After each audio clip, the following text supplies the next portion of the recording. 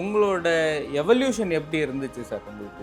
ஒரு தடவையும் ஃபர்ஸ்ட்டு வந்து ஒரு நீங்கள் சொல்லும்போது போல நேர்கோடாக தான் நம்ம வைக்கணும் அப்படிங்கிறது இருந்தது. அதுக்கப்புறமா நீங்கள் டெக்னாலஜி இன்னைக்கு ரோபோட் வந்துருச்சு. நாளைக்கு ஏஐ இம்ப்ளிமெண்டேஷன் இப்போ ஆல்ரெடி வந்து ஸ்டார்ட் ஆயிடுச்சு.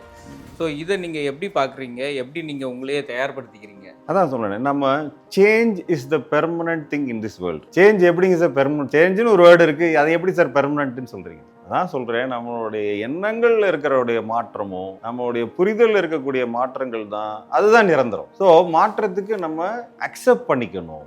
மெடிக்கல் சயின்ஸ்ல இருக்கக்கூடிய ரிசர்ச் படி இப்போ நான் 25 வருஷத்துக்கு முன்னாடி ஒரு மெக்கானிக்கல் அலைன்மெண்ட் அப்படிங்கிற கான்செப்ட் நம்ம எப்போ அதை மாத்திக்கிட்டோம் அப்படின்னு சொன்னா பேஷண்ட் நம்ம சர்ஜரி பெர்ஃபெக்டா பண்ணியிருக்கிறோம், ஆனால் பேஷண்ட் டிஸாட்டிஸ்ஃபைடா இருக்கிறாங்க.